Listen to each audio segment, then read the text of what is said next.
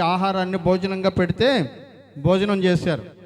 భోజనం చేయడం తర్వాత వాళ్ళు తమ స్త్రీలని వాళ్ళకి అప్పగించారు. ఇదిగో వీరితో ఈరోజు మీరు సుఖించండి, ఇది మా ఆచారం అని చెప్పారు. వాళ్ళు సుఖించారు. ఇశ్రాయేలు దేశంలో తెగులు మొదలైపోయింది. యెహోషువకు అర్థం కావట్లా. రోజుకి కొన్ని వేల మంది చచ్చిపోతున్నారు. ఏం జరిగింది, ఏం జరిగింది, ఏం జరిగింది? దేవుని మందిరం ఎదుట పెద్దలందరూ కూడుకున్నారు. ఇశ్రాయేలు సమాజం అంతా కూడుకున్నారు. కరెక్ట్గా అదే టైంలో మోయాబు దేశపు ఒక స్త్రీ వచ్చి ఇశ్రాయేలు జనాల్లో ఒక పురుషుడిని తీసుకొని పక్కకి వెళ్ళడాన్ని యాజకుడైనటువంటి వ్యక్తి చూశాడు. చూసి ఓర్వలేక ఈట తీసుకుని వారి వెనకాలే వెళ్ళి వారిద్దరూ వ్యభిచరిస్తూ ఉండగా వారి వీపు మీదుగా ఈటను గుచ్చాడు. రక్తం నేల మీద పారింది. పాపానికి ప్రాయశ్చిత్తం జరిగింది. తెగులు ఆగిపోయింది. దేవునికి స్తోత్రం కలుగునుగాక. హల్లెలూయా. సమర్పణ లోపం. బిలాము పాపం చేయడం నేర్పించాడు. బాలాకు పాపం చేయడానికి దారులు ఏర్పాటు చేశాడు. అవన్నీ చూసినటువంటి ఇశ్రాయేలు ప్రజలు పాపంలో మునిగిపోయారు.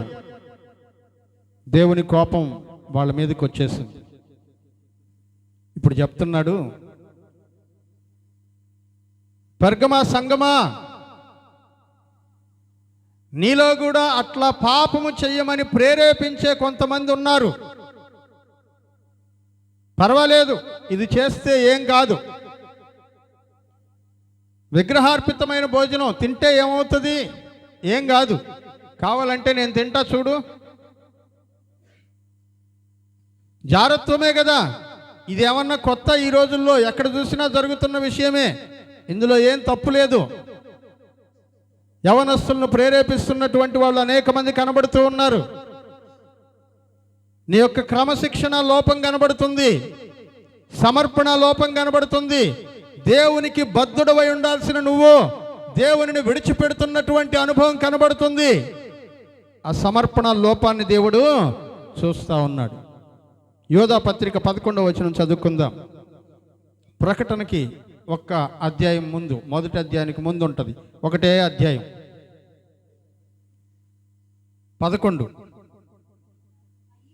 అయ్యో వారికి శ్రమ, కయ్యోను నడిచిన మార్గములో నడిచారు, బహుమానము పొందవలనని బిలాము నడిచిన తప్పు త్రోవలో ఆతురముగా పరిగెత్తారు, కోరహు చేసినట్లు తిరస్కారము చేశారు. చూడండి, ముగ్గురిని చెప్తున్నాడు అక్కడ.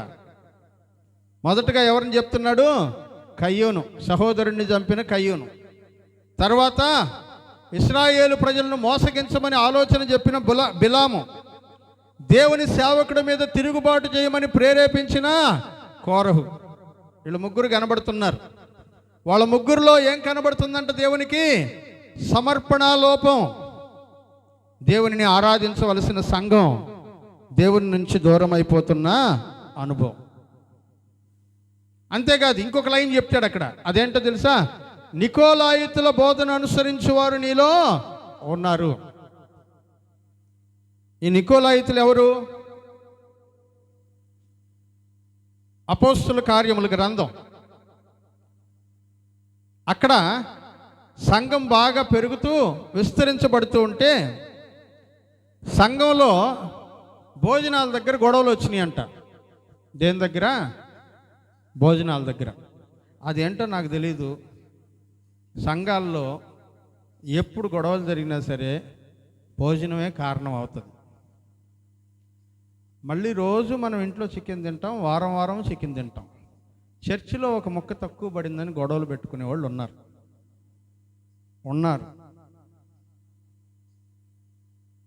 మా వాళ్ళు వేసుంటే బాగా చేసుండేవాళ్ళు మాకు అనుకునేవాళ్ళు ఉన్నారు. వాక్యంలో ఈ నికోలాయిట్ అనేటువంటి ఆయన కూడా ఎక్కడి నుంచి వచ్చాడంటే, భోజనాల దగ్గర గొడవ జరిగింది. అపోస్తలులు అన్నారు, అయ్యా మేము ఉండేది వాక్యం చెప్పడానికి, ప్రార్థన చేయడానికి, సువార్త ప్రకటించడానికి. మీ అందరికీ భోజనాలు పెట్టుకుంటూ కూర్చుంటే నేను వాక్యం ఎప్పుడు చెప్పాలి, ప్రార్థన ఎప్పుడు చేయాలి? వీటికి టైం ఉండదు. అందుకని మీలో మంచోళ్ళు అనుకున్న వాళ్ళని 7 మందిని ఎన్నుకోండి అన్నారు. 7 మందిని ఏర్పాటు చేసుకున్నారు భోజనాలు వడ్డించడానికి. ఆ 7 మందిలో ఈ నికోలసు అనేటువంటి ఆయన ఒకడు. దేవుని యందు బాగా విశ్వాసం కలిగిన వాడు. ప్రారంభంలో దేవుడంటే ప్రాణం ఇతనికి. కానీ ఆయనలో ఉన్నటువంటి కొన్ని బలహీనతలు క్రమేణా దేవుని నుంచి దూరం చేస్తూ వచ్చాయి. సంఘములో ఈయనకు వాక్యం చెప్పడానికి అవకాశం వచ్చిన ప్రతిసారి దుర్బోధన బోధించడం మొదలుపెట్టారు. విగ్రహాలకు అర్పించిన వాటిని భోజనం చేస్తే ఏమి తప్పు లేదు, తినొచ్చు అని చెప్పడం మొదలెట్టాడు. చిన్నపిల్లలు జారత్వం చేస్తే తప్పేంటి, పర్వాలేదులే, మనం కాక ఇంకెవరు వాళ్ళని సరిదిద్దుతారు అనుకొని కాంప్రమైజ్ అవ్వడం నేర్పించాడు. ఇలాంటి బోధలు సంఘములో ఒక తెగను ఏర్పాటు చేసేసాయి. ఆ ఊర్లో మాత్రమే కాదు, అన్ని ఊర్లలో ఇట్లాంటి తెగలు ఏర్పడిపోయాయి. విగ్రహారాధనకు, వ్యభిచారానికి కాంప్రమైజ్ అయిపోయేటువంటి సంఘాలు ఏర్పాటు చేయడం మొదలుపెట్టారు. అలా ఏర్పాటైనటువంటి సంఘాల్లో ఈ నికోలాయితుల బోధ విస్తారంగా పెరిగిపోతూ ఉంది. మనుషులను ఆరాధించడం మొదలుపెట్టారు. మనుషులకి మంచి స్థలాలు ఇవ్వడం మొదలుపెట్టారు. దైవజనులని దేవుళ్ళుగా పూజించడం మొదలుపెట్టారు. మా పాస్టరే గొప్పోడంటే మా పాస్టరే గొప్పోడని మాట్లాడుకోవడం మొదలుపెట్టారు. సమర్పణ లోపం కనబడుతుంది దేవునికి. ఈ సమర్పణ లోపాన్ని చూసి దేవుడు అన్నాడు, నువ్వు మారు మనసు పొందకపోతే నాకు నువ్వు అక్కర్లేదు అన్నాడు. ప్రకటన గ్రంథం అంటే చివరి గ్రంథం. యేసయ్య హెచ్చరించిన చివరి మాటలు ఇవి. నువ్వు మారు మనసు పొందకపోతే, కాంప్రమైజ్ అయ్యే పద్ధతి మారకపోతే నువ్వు నాకు అవసరం లేదు అన్నాడు. మీరు దేంతో కాంప్రమైజ్ అవుతున్నారో ఆలోచించండి. ఒక క్రైస్తవుడు విశ్వాస విషయంలో కాంప్రమైజ్ కాకూడదు. దేవుని క్రమాన్ని పాటించే విషయంలో కాంప్రమైజ్ కాకూడదు. నీకంటూ ఒక నిర్ణయం తీసుకునే అవకాశం వచ్చినప్పుడు దేవునిని ఘనపరిచే విషయంలో కాంప్రమైజ్ కాకూడదు. రాజీ పడుతున్నటువంటి అనుభవాలు దేవుని దగ్గర పనికిరావు ప్రియమైనటువంటి వారలారా. అది సమర్పణ లేని జీవితం అవుతుంది. వీళ్ళు సమర్పణ లేని వాళ్ళుగా మిగిలిపోయారు. దేవుడు అన్నాడు, మారు మనసు పొందకపోతే అన్నాడు. 16వ వచనం చదవండి. కావున మారు మనసు పొందుము, లేని ఎడల నేను నీ యొద్దకు త్వరగా వచ్చి నా నోట నుండి వచ్చి ఖడ్గము చేత నేను మీతో యుద్ధము చేస్తా. ఎవరంటే యుద్ధం చేసేది? దేవుడే. సమర్పణ లేని సంఘం. నీకు సమర్పణ ఉందా? దేవుని విషయంలో ఎట్లాంటి సమర్పణ నువ్వు కలిగి బ్రతుకుతున్నావు? దేవుని విషయంలో, దేవుని మందిరం విషయంలో నీకు కమిట్మెంట్ ఉందా? ఆ కమిట్మెంట్లో ఎందుకు వెనక్కి వెళ్ళిపోతూ ఉన్నావు? ఈ రోజున దేవుని ఆరాధన అంటే ఎలా అయిపోయిందంటే, ఖాళీ ఉంటే చూద్దాంలే ఆరాధనకి వెళ్ళడం గురించి అంటున్నారు. పొలంలో పనులు ఉంటాయి, నాట్లు వేసే టైము, అందరికీ పనులు ఉంటాయి. పొలం దున్నడానికి 6 రోజులు ట్రాక్టర్ రోడ్, నేను ఈరోజు వస్తాను అంటాడు. కానీ ఈరోజు వద్దు, ఆదివారమే రా అంటాడు. ఎందుకంటే మిగతా 6 రోజులు పనికి పోవాలి. ఆదివారం అయితే దేవుడి పేరు చెప్పి ఇంట్లో ఉంటాం, కానీ దేవుని మందిరానికి వెళ్ళం, కానీ పొలం పని చేయించుకుంటాం. పాస్టర్ అడిగితే ఈరోజే వచ్చే ట్రాక్టర్ దున్నుతానని చెప్తాం. సమర్పణ లోపం. దేవునికి ఇచ్చిన సమయాన్ని వేరెవరికో అపాయింట్మెంట్ ఎలా ఇస్తావు నువ్వు? ఆ టైం దేవుంది కదా, దేవుని అపాయింట్మెంట్ ఇంకొకరికి ఎందుకు ఇస్తావు? నీకు ఇచ్చిన అపాయింట్మెంట్ దేవుడు క్యాన్సిల్ చేస్తే నీకు ఎలా ఉంటుందో ఆలోచించు. దేవునికి ఇచ్చిన టైంని దేవునికి ఇవ్వకుండా దేవుని అపాయింట్మెంట్ క్యాన్సిల్ చేసే అంత ధైర్యం నీకు ఎక్కడి నుంచి వచ్చింది? సమర్పణ లోపం. దేవుడు ఎట్లాంటి వాళ్ళు కావాలనుకుంటున్నారంటే, కమిట్మెంట్ అంటే నోహుది. హల్లెలూయా. ఊర్లో ఉండే బంధువులు అందరూ వచ్చి చెప్తున్నారు, ఒరే నోవా ఏం చేస్తున్నావు? దేవుడు పెద్ద ఓడ కట్టమన్నాడు. ఎందుకంట? వాన వస్తుందంట. ఏంటి? నోవాను చూసి అన్నారు, ఒరే పైన నుంచి ఇప్పుడు దాకా ఒక్క నీటి చుక్క పడ్డం నీ కాలంలో కానీ, మీ నాయన కాలంలో కానీ, మీ తాత కాలంలో కానీ ఎప్పుడన్నా విన్నావా? వినలేదు. మరి దేవుడు చెప్తే నువ్వు ఇప్పుడు ఓడగట్టడం ఏంటి? అది కూడా ఏదన్నా 2 చినుకులు పడితే పర్వాలే, తుఫాన్ వచ్చేసి మొత్తం ఊర్లే కొట్టుకెళ్ళిపోతాయి అన్నట్టుగా పెద్ద ఓడ కడుతున్నావు నువ్వు, ఏంటిది? పిచ్చోడా, పోయి ఏదన్నా పని చూసుకోపోరా. నోహ అన్నాడు, దేవుడు చెప్తే జరుగుద్ది. హల్లెలూయా. దేవుడు చెప్తే జరుగుతుంది. ఎంతమంది ఎగతాళి చేసినా, ఎంతమంది అవమానించినా 100 సంవత్సరాలు గడతానే ఉన్నాడు. హల్లెలూయా.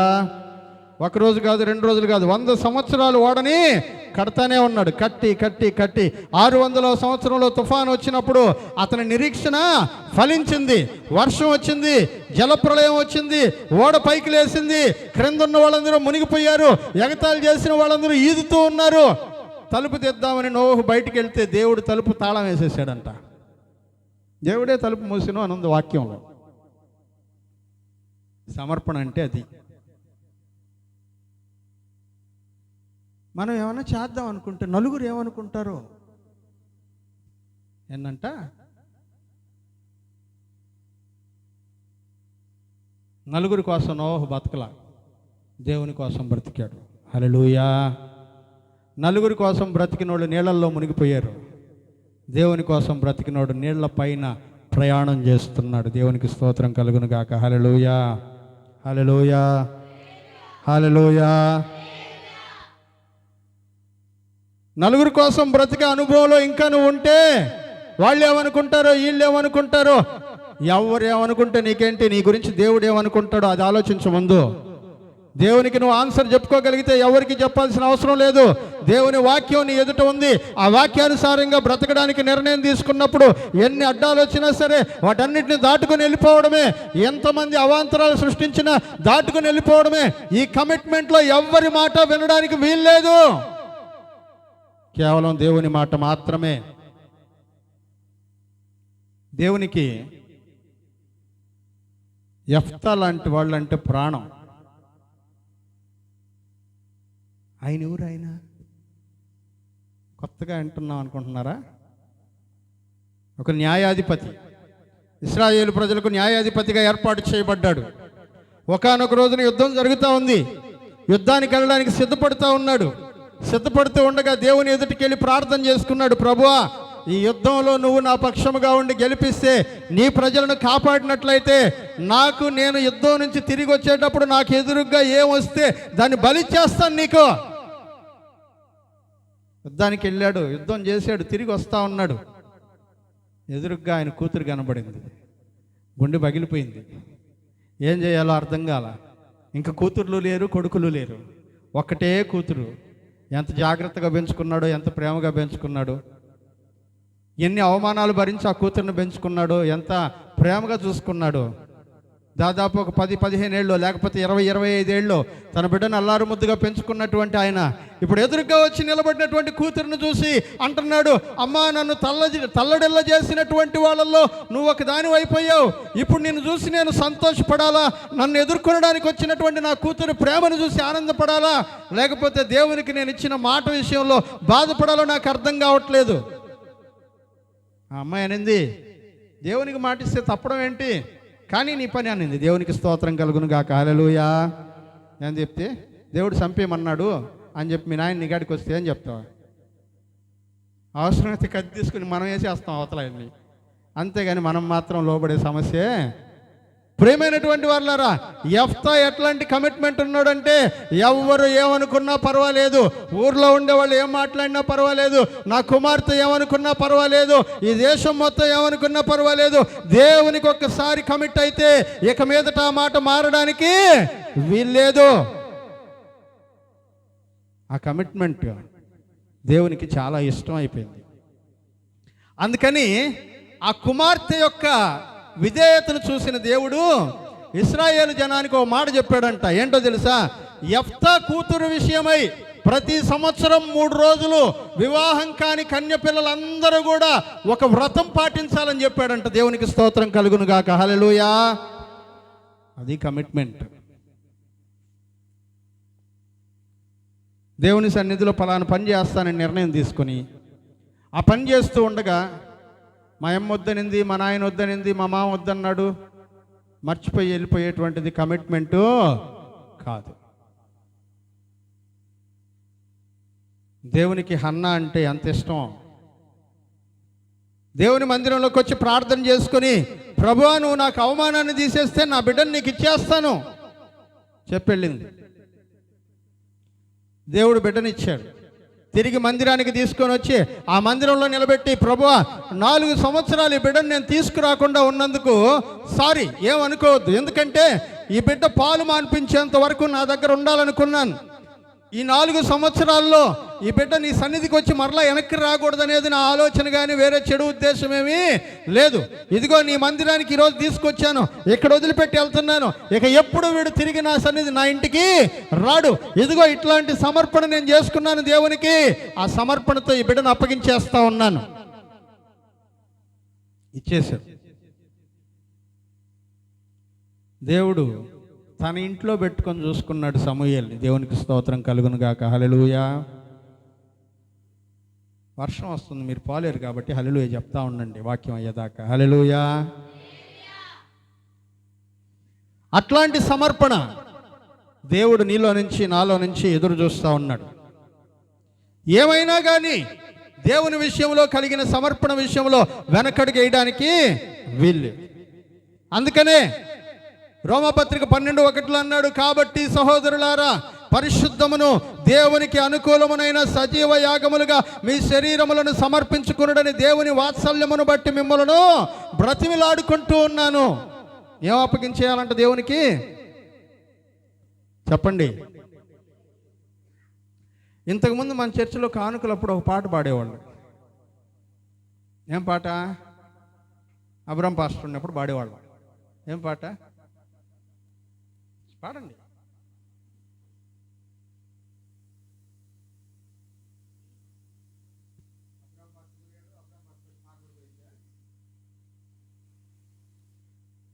నీ ధనము నీ ఘనము. 2 సార్లు ధనం కాదు, ఒకసారి ధనం ఒకసారి ఘనం. ప్రభు యేసుకే ధనమైనా యేసయ్యకే, ఘనతైనా యేసయ్య. పౌలు భక్తుడు అంటున్నాడు, ఇప్పుడు శరీరం కూడా యేసయ్యదే. దేవునికి స్తోత్రం కలుగును గాక. హల్లెలూయా. నా శరీరం కూడా యేసయ్యకే. ఎలా ఉంటుందంటే ఈ శరీరము బ్రతికే ఉంటుంది, కానీ ఇక మీదట బ్రతికేది మాత్రం నేను కాదు, నాలో ప్రభు అయినటువంటి యేసుక్రీస్తు బ్రతుకుతాడు. దేవునికి స్తోత్రం కలుగును గాక. హల్లెలూయా. సమర్పణ అంటే ఏంటో తెలుసా? పౌలు భక్తుడు అంటున్నాడు, ఇదిగో ఇక మీదట జీవించున్నది నేను కాదు, కానీ నా యందు క్రీస్తు జీవిస్తూ ఉన్నాడు. నా శరీరం ఇక మీదట యేసయ్య కొరకు ఉపయోగపడాలి. నా శరీరంతో చేసే ప్రతి పని యేసయ్యని కనపరచాలి. నా శరీరంలో జరుగుతున్న ప్రతి విషయాలు యేసుక్రీస్తు నామానికి ఘనత తీసుకుని రావాలి. యేసయ్యకి శరీరాన్ని ఇచ్చేస్తే రోగాలు రాకుండా కాపాడుకోవడం ఎవరి పనమ్మా? ఇంకది చెప్పండి. యేసయ్య పని. మనకు బాగాలేకుండా వచ్చిందనుకోండి, హాస్పిటల్కి మనం వెళ్తాం. శరీరం మొత్తం యేసయ్యకి ఇచ్చేసిన తర్వాత, అందులో యేసయ్యే జీవిస్తున్న తర్వాత బాధ్యత ఎవరిది అయిపోద్ది? ఇంకా యేసయ్యది అయిపోతుంది. అందుకనే వాళ్ళ జీవితాల్లో స్వస్థతలు జరుగుతూ ఉంటాయి, పరిపూర్ణ సమర్పణ కలిగిన వాళ్ళ జీవితాల్లో. నీ జీవితంలో జరగడం లేదు ఎందుకంటే ఎందుకంటే సంపూర్ణ సమర్పణ నీలో లేదు. అలాంటి సమర్పణ లేని జీవితాలు దేవుడికి ఇష్టం లేదు. లోపం లేనిది లెక్కలోనికి రాదు, లోపం కలిగింది లెక్కలోనికి రాదు. లోపం లేకుండా ఒక ఆదివారం ఆరాధన నేను చేశాను. పొద్దున 8 గంటల నుంచి 11:30 గంటల వరకు ఆరాధన జరిగిన టైంలో ప్రతి నిమిషం నేను దేవుని మందిరంలో ఉన్నాను. అయిపోయేంత వరకు బయటికి వెళ్ళలేదు, దేవుణ్ణి ఆరాధిస్తూ ఉన్నాను. అని చెప్పుకోగలిగిన వాళ్ళు చాలా కొద్ది మంది ఉంటారు ఇక్కడ. కొంతమందికి అయితే ఒక్క ఆదివారం కూడా కనబడదు జీవితం అంతా లెక్కేసినా కూడా. ఎందుకంటే 8కి ఆరాధన అయితే 9కి వచ్చేవాళ్ళు, 9:30కి వచ్చేవాళ్ళు, 9 గంటలకు వచ్చేవాళ్ళు ఉంటారు. నీ ఆరాధనలో లోపం ఉంది, దేవుడు దాన్ని లెక్కలోకి తీసుకోవడంలా. నీ ఆరాధన దేవుడు లెక్క పెట్టాలి అంటే 8 గంటలకు రా నువ్వు మందిరానికి. నీ ఆరాధన దేవుడు లెక్క పెట్టడం ప్రారంభించాలంటే 8కి వచ్చి 11 దాకా ఉండు, అటు ఇటు తిరగకుండా. లోపం లేనటువంటి ఆరాధన దేవుని ఎదుట కనబడాలి. ఈ భక్తిహీనమైనటువంటి సంఘాన్ని గురించి దేవుడు మాట్లాడాడు కదా, సమర్పణ లేని సంఘము. ఆ సమర్పణ లేనటువంటి సంఘములాగా నువ్వెందుకుంటూ ఉన్నావు? నీ సమర్పణలో లోపం ఉంటే దేవుడు ఈ రోజున హెచ్చరిస్తూ ఉన్నాడు. యెజబెలు చేసినట్లు, బిలాము చేసినట్లు, నికోలాయితులు చేసినట్లు నువ్వు కూడా చేస్తూ ఉన్నావు. మారు మనసు పొందు అంటున్నాడు. తల వంచండి, ప్రార్థన చేసుకుందాం.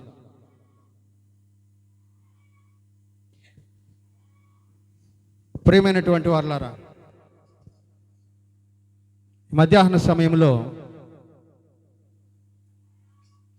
దేవుడు ఒక విషయాన్ని నీతో మాట్లాడుతూ ఉన్నాడు. నీ సమర్పణ సరిచేయబడాలి. నీ విశ్వాసం ఎలా బాగు చేయబడాల్సి ఉండిందో, నీ మాటలు ఎలా బాగు చేయబడాల్సి ఉండిందో, నీ ప్రేమ ఎలా బాగు చేయబడవలసి ఉండిందో, అట్లాగే నీ సమర్పణ కూడా బాగు చేయబడాలి. నీ కమిట్మెంట్ ఏంటి ఈ 2020వ సంవత్సరంలో దేవుని పట్ల? గుర్తు చేసుకో.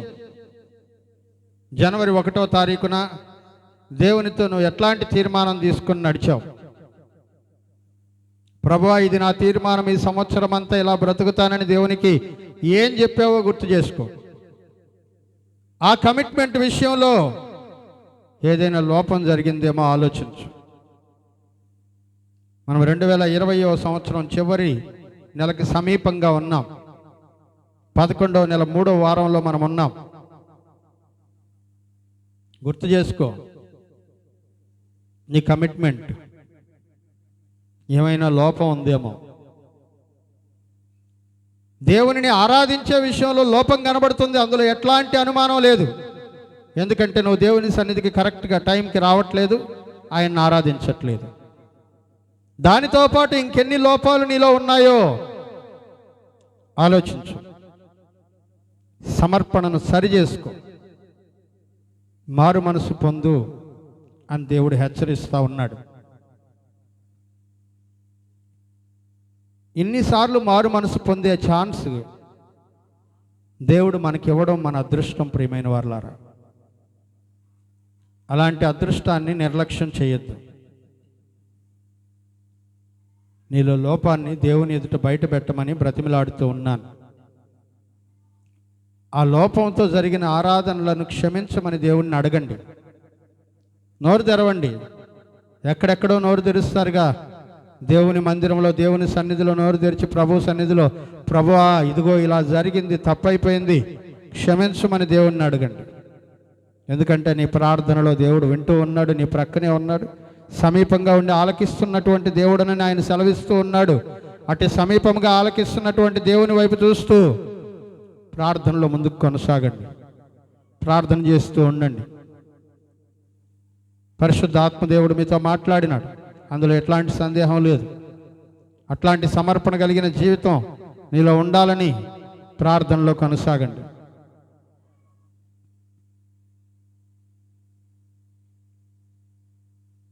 దేవాతి దేవుని సన్నిధిలో ఏమాత్రం నిర్లక్ష్యం చేయకుండా ఆయన మాట్లాడుతున్నటువంటి ఈ మాట, సమర్పణ లోపం కలిగి జీవిస్తున్న నీ జీవితం, పనికిరానటువంటి నీ జీవితం, ఎన్నిక లేనటువంటి జీవితం, నిరుపయోగమైపోయిన జీవితం, దేవునికి విరోధంగా మారుతున్న జీవితం, సమర్పణ కలిగి జీవించేటువంటి జీవితంగా మార్చుకోండి. సజీవ యాగముగా మీ శరీరములను సమర్పించుకొనుడని దేవుని వాత్సల్యమును బట్టి బ్రతిమలాడుతున్నాను. అలాగే నేను కూడా మిమ్మల్ని బ్రతిమలాడుతూ ఉన్నాను. ఇదిగో ఈరోజు మొదలుకొని మీ జీవితంలో ఒక సమర్పణ ఇదిగో నా దేవుని విషయంలో, దేవుని మందిరం విషయంలో, దేవుని పరిచర్య విషయంలో, దేవుని విషయంలో ఎట్లాంటి నిర్ణయమైనా ఎవరు ఏమనుకుంటున్నా సరే లెక్క చేయకుండా దేవుని కొరకు ముందుకెళ్తాను. ఒక సమర్పణ కలిగి జీవించడానికి ప్రయత్నించండి. సమర్పణ లేనటువంటి నీ జీవితం దేవునికి ఇష్టం లేదమ్మా. సమర్పణ కలిగిన నోవహును దేవుడు ఎంతగా ఆశీర్వదించాడో చూశాం కదా. సమర్పణ కలిగినటువంటి రూతును దేవుడు ఎలా ఆశీర్వదించాడో చూశాం కదా. సమర్పణ కలిగిన హన్నా ఎలా ఆశీర్వదించబడిందో చూశాం కదా. నీ సమర్పణ ఏది? నీ స్నేహంలో సమర్పణ, నీ తల్లిదండ్రులకు లోబడే విషయంలో సమర్పణ, బంధువులతో సహవాసంగా మెలిగే విషయంలో సమర్పణ, సంఘముతో సహవాసం కలిగే విషయంలో సమర్పణ, దైవజనులతో సహవాసం కలిగి ఉండే విషయంలో సమర్పణ. ఏ విషయంలో లోపం కనబడుతుందో ఆ లోపాన్ని సరి చేసుకో. నీ సమర్పణను బాగు చేసుకోమంటూ ఉన్నాడు. అనేక మంది బిలాము లాంటి బోధలను బోధించేవాళ్ళు నీ ప్రక్కన కనబడవచ్చు. లేకపోతే నువ్వే బిలాములాగా ఇంకొకరికి చెడు బోధలు బోధిస్తూ ఉండొచ్చు. సమర్పణ లోపం కనబడుతుంది దేవునికి నీ జీవితంలో. దాన్ని బాగు చేసుకో. ఈ రోజున ప్రార్థించుకుందాం.